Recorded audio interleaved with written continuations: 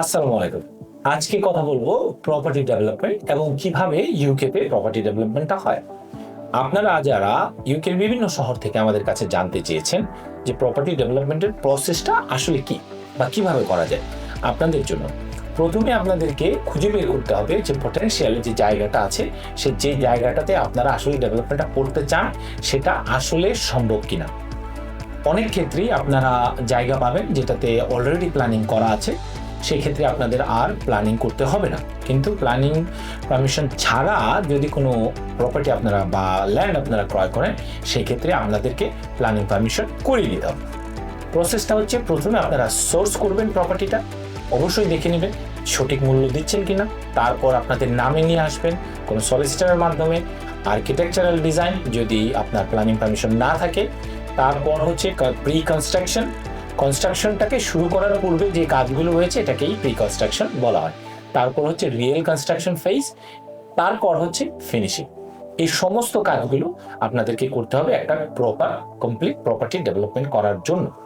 এখন কথা হচ্ছে যে কেন সিডিসি? আপনারা যারা চিন্তা করছেন আমাদের সাথে কাজ করবে তাদের জন্য বলছি, এই সমস্ত কাজগুলো আপনারা দেখেছেন বা শুনছেন যে এখানে কিন্তু 8-10টা কোম্পানি বা ব্যক্তিকে আপনাদেরকে একত্রিত করতে হবে সমস্ত কাজটাকে সম্পাদন করার জন্য। আপনারা যদি সিডিসির সাথে করেন সেই ক্ষেত্রে কিন্তু সমস্ত কাজগুলো সিডিসি আপনাদের পক্ষে করে দেবে। তার মানে হচ্ছে আপনাকে আর 8-10টা জায়গায় যেতে হবে না, আপনার সময় বাঁচবে।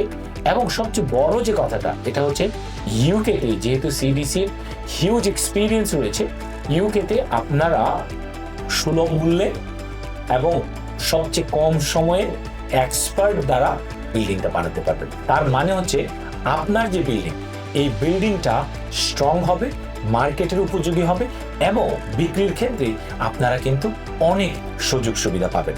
তার মানে হচ্ছে আইদার এটা আপনার নিজের বাড়ি হোক অথবা ব্যবসার জন্য, আপনি বা আপনারা কিন্তু সিডিসির সাথে যদি থাকেন বা কাজটা করেন, আপনারা কিন্তু অনেক অ্যাডভান্টেজ পাবেন এবং আপনাদের মুনাফার যে প্রবণতা এটাও কিন্তু বাড়বে।